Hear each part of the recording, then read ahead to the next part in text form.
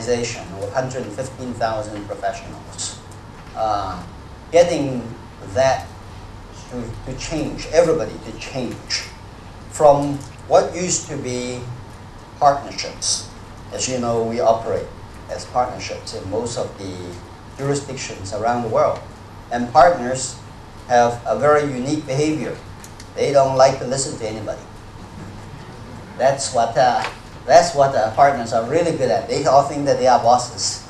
And so when we are talking about operating and mobilizing 7,000 partners who all think that they actually have a unique say of everything, it becomes quite difficult. And so in order for us to actually, as a global firm, deliver and implement our strategy, we need to make a number of changes and commitments. And some of the things that we have been doing in the last several years in order to change the whole culture of Ernst & Young to become more global is that we are separating the governance from operations and management. What that means is that all the partners, 7,000 partners, are owners. They are also at the same time actually operators of the business as well. Unlike a public company, a listed company where you have really a separation of a group of shareholders who really don't do much other than, perhaps once a year yell at the management. We have actually 7,000 partners who are not only our owners, but they actually operate. We depend on the 7,000 partners to align the interests, align the vision, so that they actually operate and walk the same steps. And so that's one of the key challenges. And so what we do is that we begin to separate the two. We separate the two by having Partners Council, which look at governance matters. But at the same time, we have management teams that actually talk about managing partners. People ask me, as the country managing part of China, what do you do? And probably I do a whole bunch of things, but perhaps the key and the best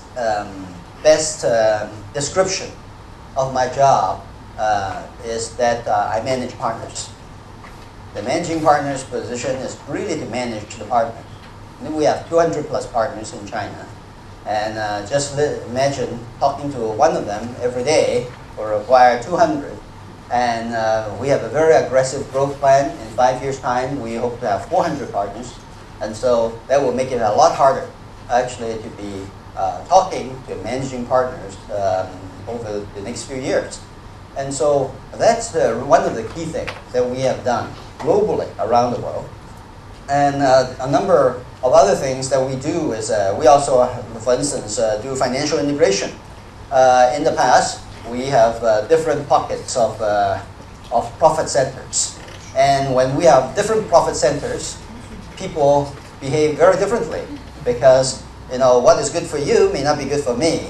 And so when there are conflicts happen, financial conflicts happen, I'm not going to do what you want me to do because I actually hold a different financial interest than you do.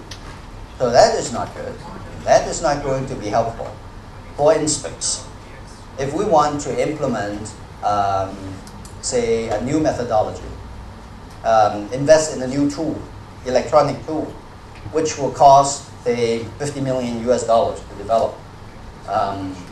And if some companies, some of the pockets of the partnerships thought that, well, we have out of our 20 partners, 10 of them are retiring within the next 3 years.